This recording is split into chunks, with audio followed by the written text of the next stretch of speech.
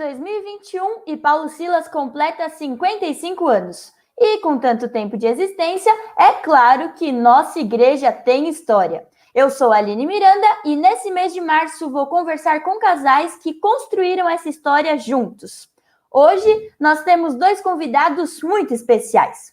Foi na metade da década de 80 que eles começaram a trabalhar no ponto de pregação, que mais tarde se transformou na congregação de Vila Rosa, onde ficaram até 2017. Atualmente, eles realizam atividades em outros ministérios na IPI Paulo Silas. E aí, você já sabe quem é esse casal? É com muita alegria que recebemos a Marci e o Sérgio.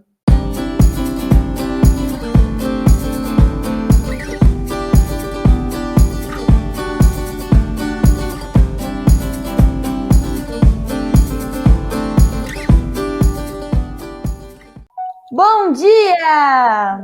Bom dia, tudo bem? Tudo bem com vocês? Tudo jóia, graças a Deus. Ah, que bom. Então, a gente está começando aqui a nossa entrevista de hoje. Nós estamos com o nosso projeto Nossa Igreja Tem História, em comemoração aos 55 anos da IPI Paulo Silas.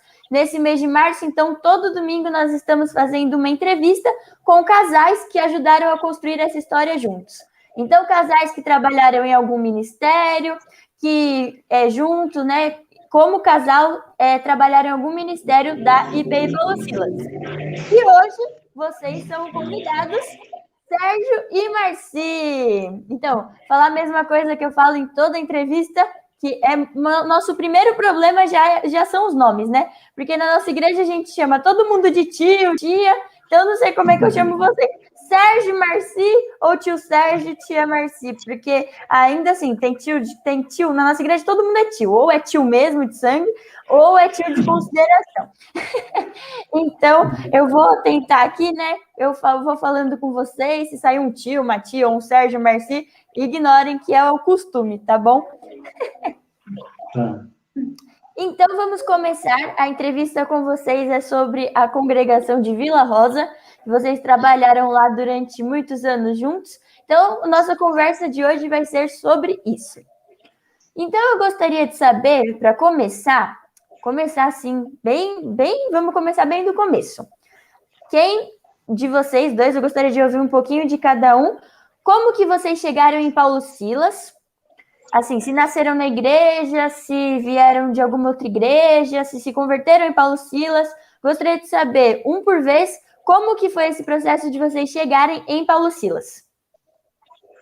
Bom, eu fui bem cedo, né? Eu tinha, acho que 9 anos. Sou péssima para datas, mas entre 8 e 9 anos, eu fui com a minha família para lá. Eu cresci em Paulo Silas, né? Passei toda a minha adolescência, fiz minha profissão de fé aos 17 anos e comecei a dar aula para as crianças que vinham da favela, que antigamente não chamava-se de comunidade, se chamava favela, né? Da Coral. E eu passei a vida inteira entre Paulo Silas e uma boa parte lá em Vila Rosa. O Sérgio veio posteriormente em 83, que ele veio para a igreja. Então, eu trabalhei um ano, antigamente a igreja tinha um trabalho de trazer as duas comunidades para a igreja, né? Tanto para o Planalto quanto para a Vila Rosa. E eu me interessei pelo trabalho, me converti em 83, vim de família evangélica. Quando eu vim para a igreja, eu já tinha em 83, 25 anos eu já tinha. Né?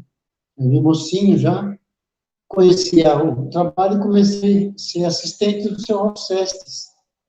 Era um senhor que dava aula para o Planalto. E foi aí que eu comecei, que eu tive o primeiro contato com a igreja, nessa época. Muito legal. Então, assim, a internet de vocês está travando um pouquinho? Tem como arrumar? Ou aqui está travando um pouquinho? Quando vocês falam. A gente não está dando nenhum sinal que está travando. Ok. Ixi. Tá, voltou. Então, vamos lá. Muito legal. Então, vamos lá. E esse projeto da Vila Rosa, como que ele começou, assim? Vocês já falaram um pouquinho que traziam as duas favelas, a favela Coral, né, que vocês citaram, e a favela da Vila Rosa, que eu não sei se é a mesma, também quero que vocês expliquem isso. Como que começou esse projeto? Era para formar uma igreja? Era para formar um trabalho que depois virou uma coisa maior? Como era esse projeto assim? Quero que vocês falem um pouquinho sobre isso. Inicialmente, a gente tinha, como nós éramos jovens, todos na mesma faixa de idade, nós tínhamos um sonho de ter um trabalho que pudesse desenvolver um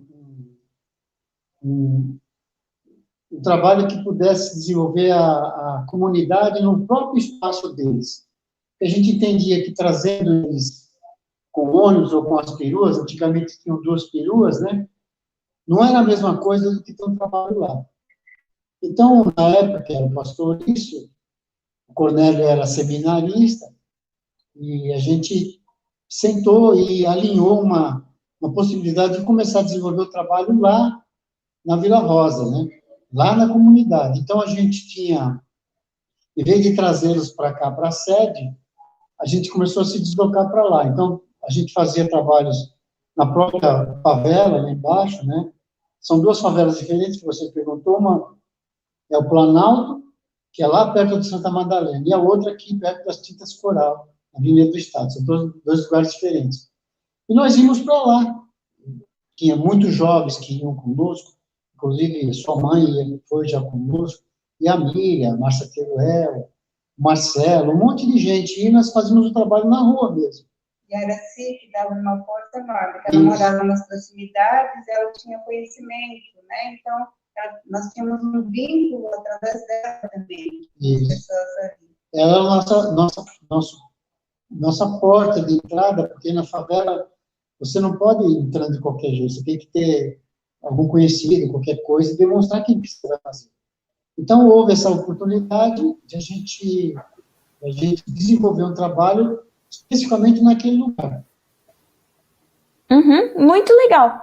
E assim, essa ideia é muito incrível, né, de começar a fazer uma atividade para eles, no ambiente deles, muito legal. Mas assim, vocês começaram como um ponto de pregação? Era assim que chamava? Na realidade, a gente não tinha local lá. A gente tinha uma ou 2 vezes por mês, e, por exemplo, o São Luís, por exemplo, prestava um caminhão para a gente fez alguns trabalhos de teatro, às vezes fazia brincadeiras, fazia escola dominical no próprio espaço lá de baixo. Não tínhamos espaço físico para desenvolver o trabalho. Nós procurávamos um lugar onde pudéssemos nos estabelecer e criar lá um ponto de pregação. E foi lá nos meados de 82, 83, que havia em frente à casa da Araci, onde ela morava, uma casa com 2 casas ainda enxertadas, que era um ponto de droga lá, né? Era uma boca de fumo, né? Então, o dono queria vender a casa por causa disso, e a Araci ficou esperta, né, ligada nisso. O dia que desocupou a casa, a igreja, levamos a proposta ao conselho da igreja naquela época, e eles toparam que a gente pudesse adquirir o imóvel, inicialmente alugado. Depois, mais para frente, uns 2 anos, que a gente teve condições de fazer uma proposta de compra e compramos o imóvel. Foram feitas muitas reformas, né, para chegar onde chegou agora, né? E de início era muito precário mesmo.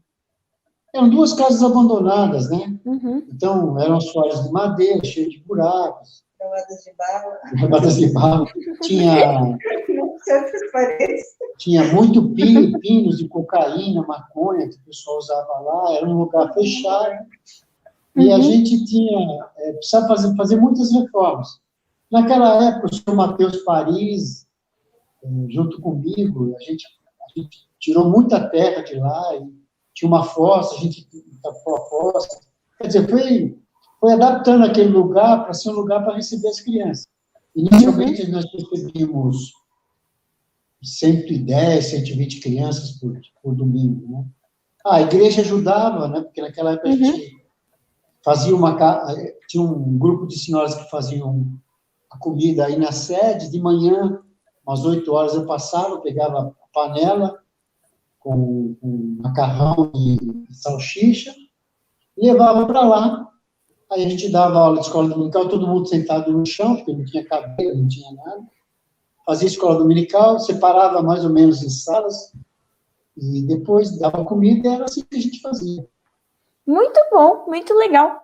É muito legal ver essa evolução, né? Começou lá alugando um lugar, que era uma questão complicada, depois vindo até a compra, construindo, né? Uma coisa, foi criando mesmo um local deles, né? Um local que era da igreja, mas que foi criado ali, né? É um local daquela região. Então, eu vou aproveitar agora para colocar um vídeo. Uma pessoa enviou um vídeo para vocês. Foi uma pessoa que trabalhou junto com vocês nesse projeto. Eu vou colocar um vídeo para vocês, ela mandou uma mensagem, e aí eu vou colocar aqui para depois a gente falar sobre isso. Se vocês, por acaso, não escutarem, avisem, tá bom? Vou colocar aqui.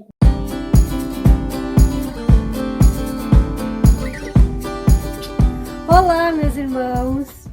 Eu tô aqui, muito lisonjeada, que eu fui convidada para falar de um casal maravilhoso, que é vocês, Sérgio e Marci. Nós trabalhamos na Vila Rosa durante 9 anos. Foi, assim, maravilhoso, muito gratificante. O Sérgio, um homem de Deus, né? Marci, nem se falar, com toda a sua didática, sua desenvoltura. E eu fui para Vila Rosa para ajudar, né, no trabalho. E acabei colocando mais fogo ainda. O Sérgio quase me matava, porque eu saía criando as coisas, querendo fazer as coisas, a gente não tinha dinheiro. Nós chegamos a ter 120 crianças numa abertura de escola dominical. Então era aquela loucura, né, Marci? Era criança para tudo que é lado. O Sérgio sempre com os adultos, né? Isso é muito gostoso, isso foi muito maravilhoso. Quantas reformas nós passamos, quantas reuniões, quanto planejamento, quantas festas de final de ano, quanto trabalho. A expressão de louvor deixava o Sérgio quase louco, querendo roupa, querendo festa, e não tinha dinheiro, né? Mas foi assim, o quanto que Deus preparou. Acho que de tão maravilhoso que a gente se doa, mas a gente ganha muito mais em troca quando a gente se doa, né? E eu tenho isso para falar de vocês, né? Que foram aí os pioneiros na Vila Rosa, que eu só tenho que agradecer o tempo que nós trabalhamos juntos, que foi maravilhoso. Eu tenho muita, muita saudade daquele tempo, né? Maravilhoso. Mas queria realmente falar que vocês são um presente de Deus nas nossas vidas, né? Nas vidas das pessoas que passaram pela Vila Rosa, que hoje nós sabemos aí que quantos que ainda perseveram no caminho do Senhor. Tá? Que Deus abençoe vocês, eu amo muito vocês, né? Não tenho mais nem assim o que agradecer, só o que nós já passamos juntos, o que nós vivemos juntos. Amo muito vocês, beijo, que Deus abençoe vocês. Tchau, tchau. Aê, era a Ceci! A Ceci está até hoje na nossa igreja e ela ajudou eles durante um período, como ela disse, de 9 anos, né? Pronto, agora já falei quem é, para quem não conhece, mas agora vocês podem falar. Como que era esse trabalho com os apoiadores, né? Tanto a Ceci como outras pessoas que desenvolviam o projeto junto com vocês. O Zé Carlos também trabalhou conosco lá. Muito tempo também. Ele tocava violão na abertura da escola dominical. Foi muito útil também. Na realidade, se a gente citar algum nome aqui, a gente vai esquecer de muita gente. Muita gente que passou pouco tempo, outros passaram muito tempo, que ajudaram e ajudaram bastante. Sem eles, sem essas pessoas que passaram durante a nossa trajetória lá, o trabalho não teria sido feito como foi feito, né? Fora a estrutura da igreja, né? Que mesmo não estando lá, nós tínhamos colaborações, assim, de oração, obviamente, né? Mas também de muito trabalho de bazares, que a igreja toda se envolvia e mandava as coisas para lá, para a gente vender, e era muito interessante, né? Muitas pessoas também se dispuseram a dar aulas, né, em período de reforço escolar. Nós tivemos aulas de fazer pão, né, carpinteria, tivemos aulas de costura, tivemos aulas de violão, de computação. Então, eram muitas pessoas durante esses anos, muitas pessoas se envolveram, né, muitos casais, né, muitas famílias mesmo. Então, nenhum homem é uma ilha, né? Então, nós, graças a Deus, nós tivemos o apoio de muitas pessoas. O apoio da igreja também, né? Uhum. Naquela época a gente tinha muitas dificuldades, porque nós abríamos e fechávamos a igreja, né? Depois de um período, a gente começou a agregar novas pessoas que puderam nos ajudar na escola dominical, ou servindo comida, ou fazendo limpeza, ou dando aulas. Então, se a gente vai cometer um grande erro aqui, a gente até pede perdão já para os irmãos que passaram lá ou uma semana, ou 10 anos, se a gente acabar esquecendo de muita gente, né? Porque a gente nunca ficou sozinho, né? A gente sempre teve o apoio da igreja, o carinho, as orações, apesar de todo esse tempo estarmos lá, mas nós tivemos o apoio muito presente de muita gente. Então, a gente não pode esquecer, a gente vai esquecer de muita gente falando, porque o tempo é curto, e a memória também já não ajuda muito, mas a gente teve a ajuda de muita gente. Quem ouvir essa reportagem vai entender a nossa gratidão a Deus, porque essas pessoas puderam ser o esteio, né? Uns mais, outros menos, mas todo mundo esteve lá. Sem contar também o pessoal da Vila Rosa, né? Uhum. Que pessoas foram se agregando à igreja, mas elas foram chamadas para o serviço. Então, isso é muito importante falar também, que eles começaram a ter a cara da Vila Rosa, que esse era o projeto inicial, de que eles tivessem a cara deles, não a cara do Paulo Silas, né, mas a cara deles. Então, eu acho que isso é o que mais importante. Hoje, depois de quase 40 anos de congregação, então eles têm uma cara assim, mais parecida com a comunidade onde eles participam do que propriamente da nossa cara, né? Porque a gente sempre achou que isso era o mais importante, né? Deixar com que eles tivessem a própria filosofia de evangelho que eles estavam recebendo. Sim, com certeza. Nós tivemos ajudas também de muitos missionários, né? Também, pastores, né? Muita gente. Muito legal. E é exatamente isso que vocês falaram. Se a gente cita algum, não tem como a gente lembrar de falar o nome de todos, porque são quantos anos, né? 40 anos por aí é muito tempo, né? Então, realmente, é isso mesmo. E assim, essas pessoas que a gente estava falando, que passaram durante tanto tempo, passou muita gente, né? Paulo Silas tem 55 anos e olha tanta gente que passou em Paulo Silas. Então, na Vila Rosa, a mesma coisa. Quase 40 anos, muita gente passou pela Vila Rosa, muita gente está até hoje. E a pergunta é a seguinte, essas pessoas que vocês trabalharam junto durante esses anos, que conheceram a Jesus lá, ou vieram de outros lugares, foram para lá, vocês têm as informações de onde essas pessoas estão, se estão em outras igrejas, se estão em outro campo, às vezes até mesmo campo missionário, como que assim, essa realidade dessas pessoas, vocês têm essa informação assim até atualmente? Nós temos várias famílias que são líderes, né? Mas existem, inclusive, oficiais da igreja presbiteriana. É o caso do Rubens, né? Da Graça, a irmã dele, que é diaconisa, ele é presbítero. Temos o caso do Toninho, que morava perto de lá e congregou com a Shirley. A Shirley é diaconisa, o Antônio Carlos é presbítero. Nós temos pessoas que a gente sabe, a Marci tem Facebook, ela contata muita gente que são líderes de igreja, né? Líderes de levar mesmo a igreja adiante, nas igrejas onde eles estão congregando. Uma vez nós fizemos uma brincadeira de levantar nomes de quantas pessoas passaram pela igreja e aceitaram o evangelho e continuaram no evangelho. Nós fizemos um levantamento de mais de 150 pessoas. Pessoas, às vezes famílias inteiras, que se converteram ao evangelho, porque a gente conheceu a geração das crianças, depois conheceu os pais, os avós. Depois essas crianças cresceram, viraram pais, a gente conheceu os bisavós e assim por diante. É isso que é o maravilhoso, né, na pregação do evangelho. Você prega para uma pessoa, né, e a família inteira se converte, né, e isso vai sendo levado de geração em geração. Então, na realidade, quando você fala do amor de Deus e a pessoa entende da profundidade que é a presença de Cristo na vida, ela não consegue ficar com ela só. Então, ela acaba passando para outras pessoas, né? Isso é incrível.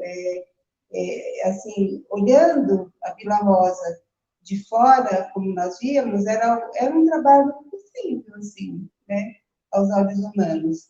Mas, aos olhos do Espírito Santo, ele usou muitas vidas ali para que o trabalho prosseguisse, né?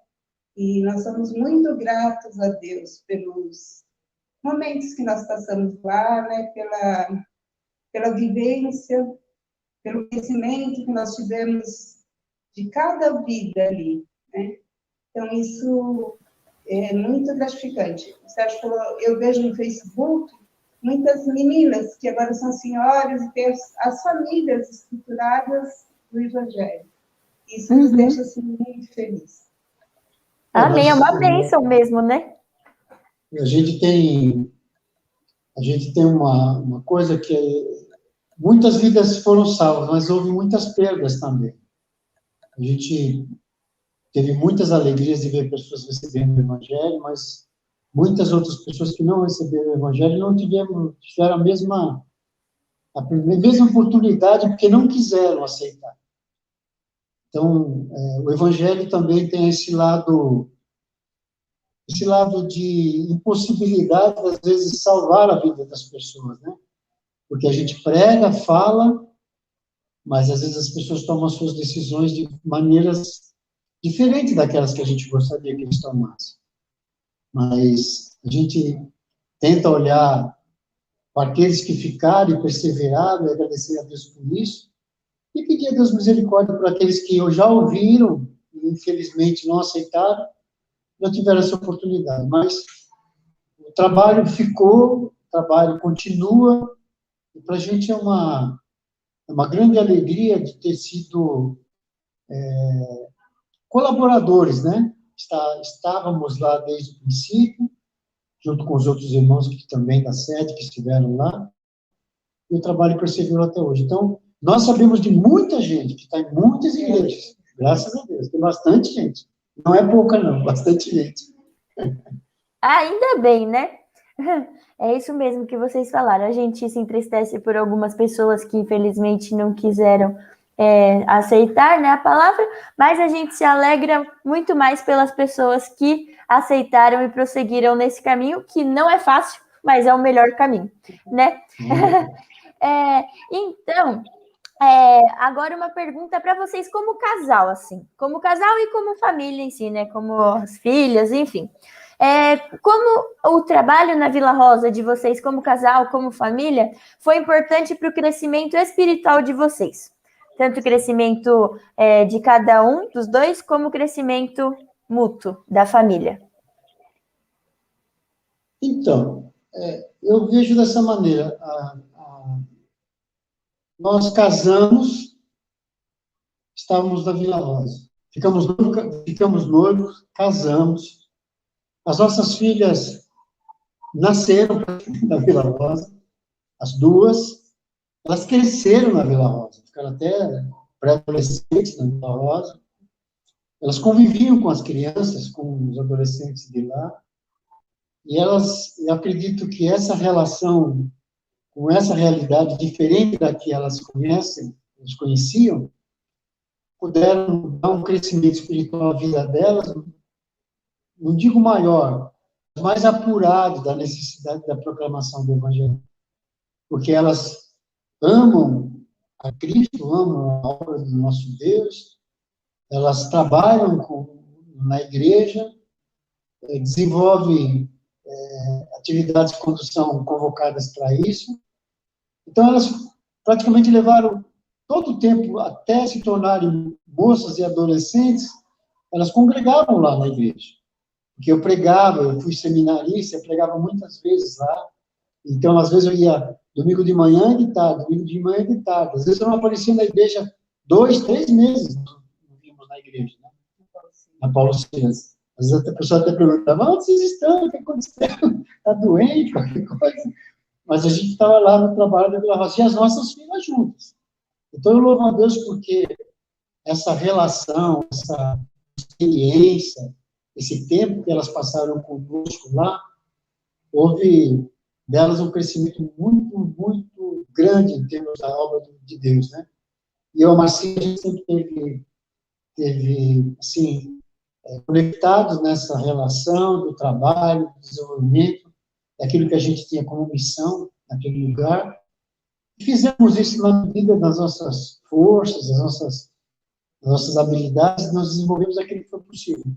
Então, a família sempre havia uma certa resistência, porque não foram pequenos os entraves que nós tivemos com, às vezes, bandido, traficante, gente que por vezes, quer saber o que está acontecendo, e nós louvamos a Deus porque essas pessoas foram muito respeitosas conosco, nunca nos deram nenhum tipo de trabalho, seus familiares vinham à igreja e eles gostavam disso.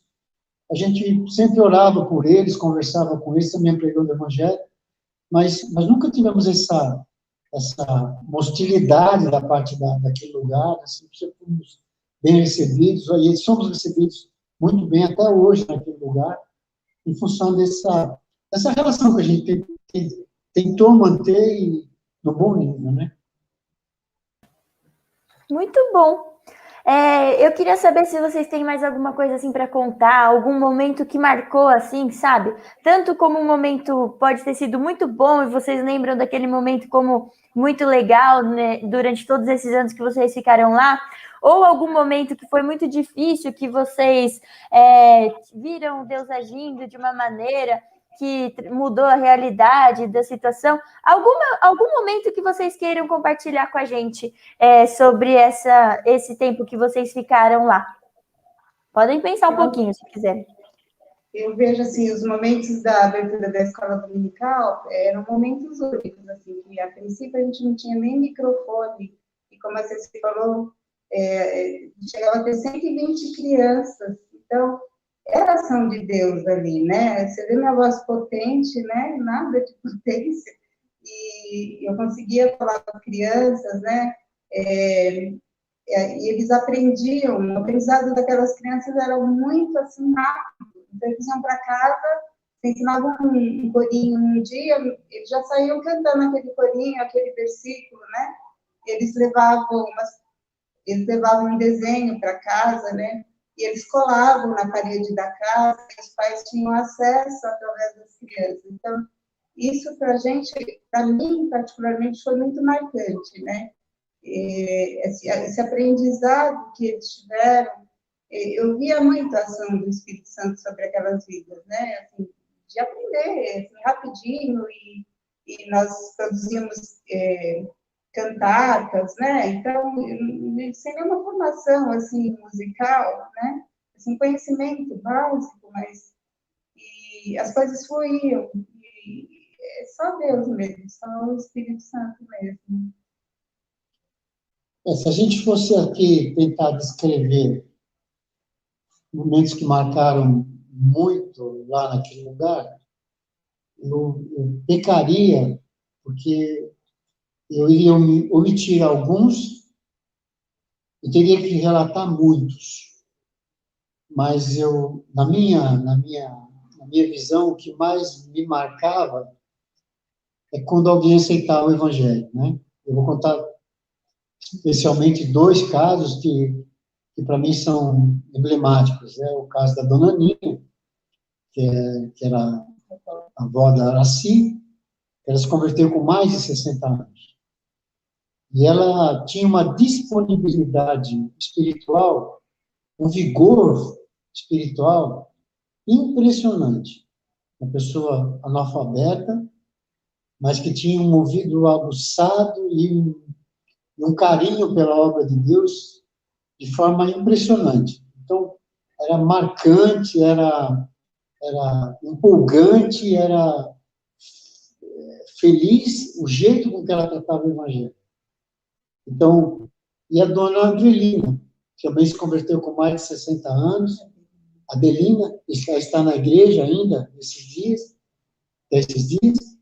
e ela é uma outra senhora também, fala pouco, olha muito, presta atenção demais, mas é um amor de pessoa. E outros tantos que não existe um momento mais singular na vida de uma pessoa quando ela conhece Jesus Cristo. Todo mundo conhece o diácono Sebastião, e ele morava lá embaixo, né? E todas as vezes que nós falávamos que, para Rosana, a esposa dele, que nós íamos visitá-lo, ele dava um jeito de não vir. Então, nós chegávamos na casa dele, tal horário, ele sempre se atrasava. Um belo dia eu falei, vamos mudar a estratégia. Fomos à casa dele sem ele estar lá. Então, obviamente, ele chegou e nos encontrou lá. Né? Surpresa! Depois de 5, 6 tentativas, eu falei, olha, eu só vim hoje aqui, Sebastião, para trazer um recado de Deus. Ele pediu para dizer ao seu coração que é o seguinte: com Deus há salvação e vida eterna. Sem Deus há inferno e perdição eterna. Na outra semana, ele foi para a igreja e nunca mais deixou de vir à igreja. Então, é interessante que toda vez que ele conversa sobre o Evangelho, ele fala, não, o tio Sérgio, a tia Marci falou que eu ia para o inferno, eu não queria ir para o inferno. Então, tá certo, né? Então, Ninguém quer, né? Então, eu imagino essa relação com o Evangelho, esse impacto do Evangelho, como ele transforma a vida de alguém de uma forma tão contundente, né?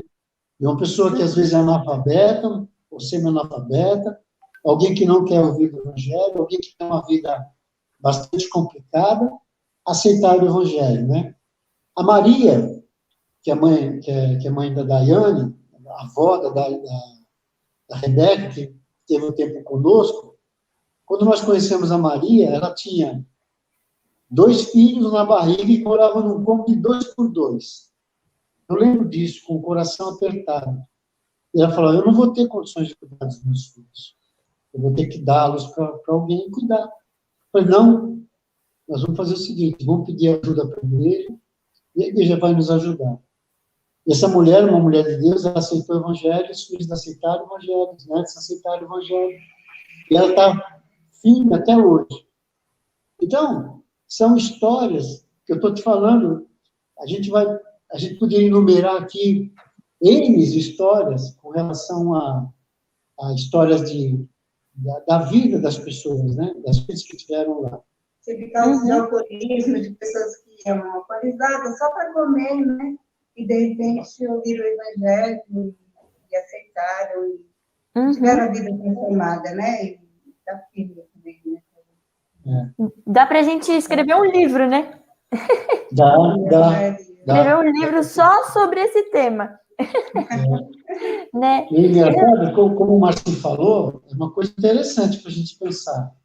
Você imagina um chão de terra batida, um tapete só que a gente tinha, que a gente levou de casa, e 120 crianças acomodadas no tapete sentadas. Misericórdia. Eu cantando, imagina, Elas tinham fé, né?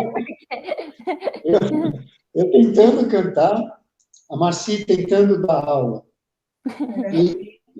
Aí depois nós começamos a dividir as aulas, né? Começou a melhorar um pouco. Então, a estrutura da Vila Rosa hoje tem, por exemplo, tem 5 salas de escola dominical, tem um salão. Então, isso tudo ajuda bastante, né, no desenvolvimento.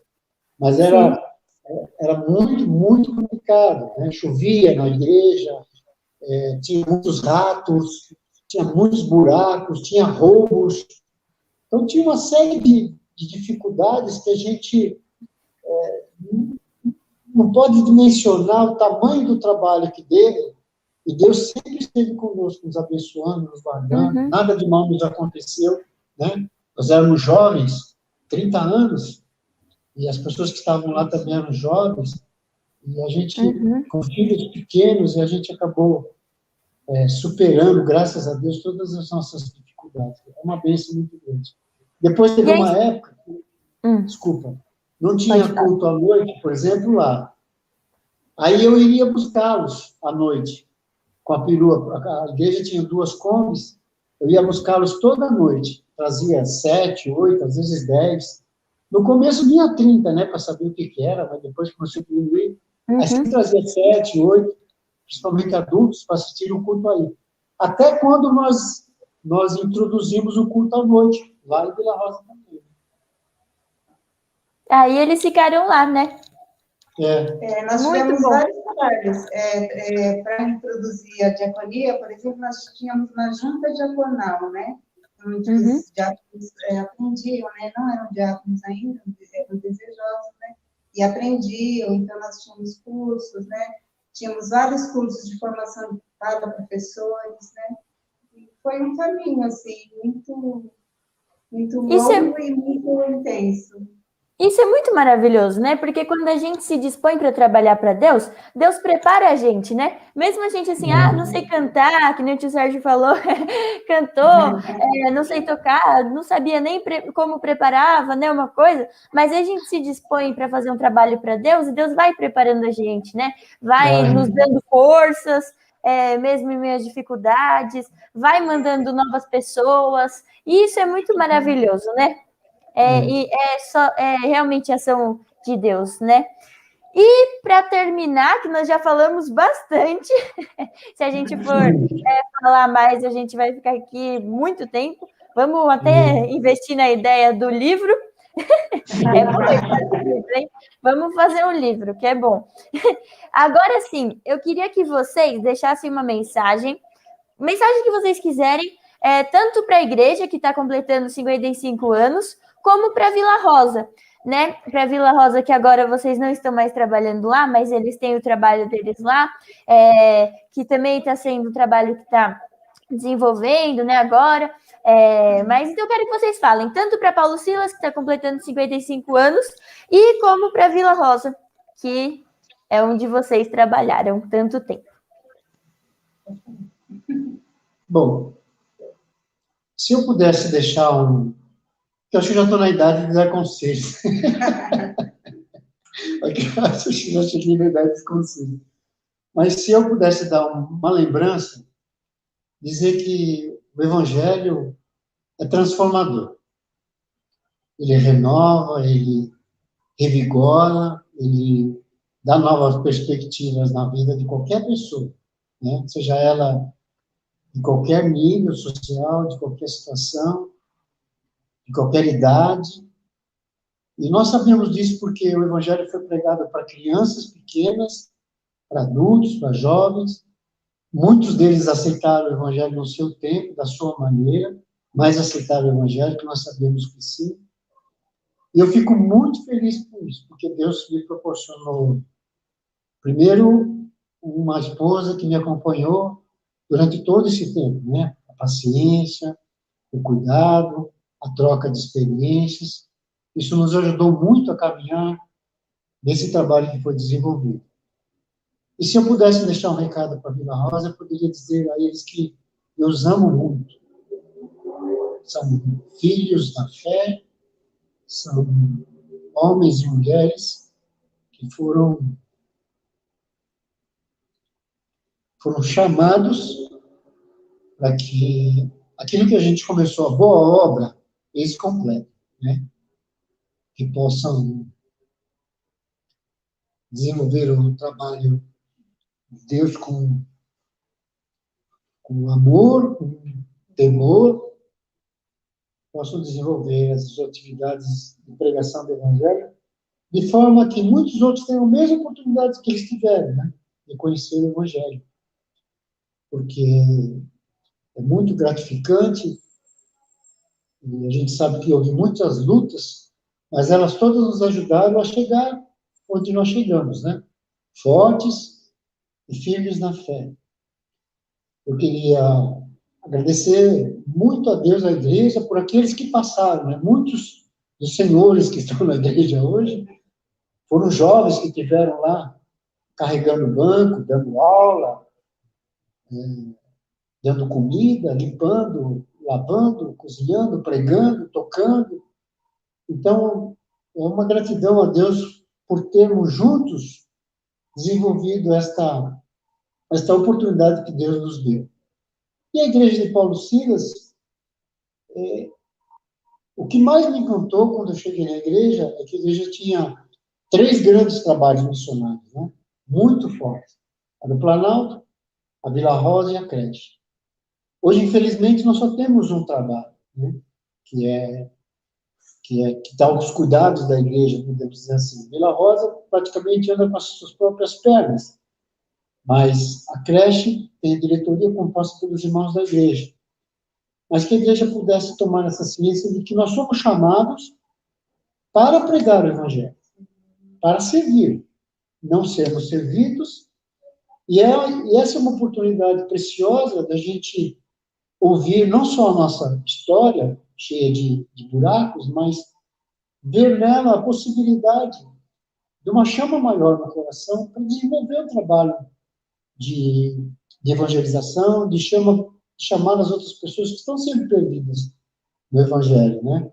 Nós sabemos que a pandemia nos afastou de muitas atividades, nos afastou da igreja, da comunhão, mas a gente pode, nesse tempo de reflexão, de meditação, tentar mudar a estratégia, pensar de coisas diferentes, de como a gente pode pregar o Evangelho e proclamar de forma a trazer novas esperanças, nova vida para todos aqueles que estão se perdendo no mundo mesmo, né?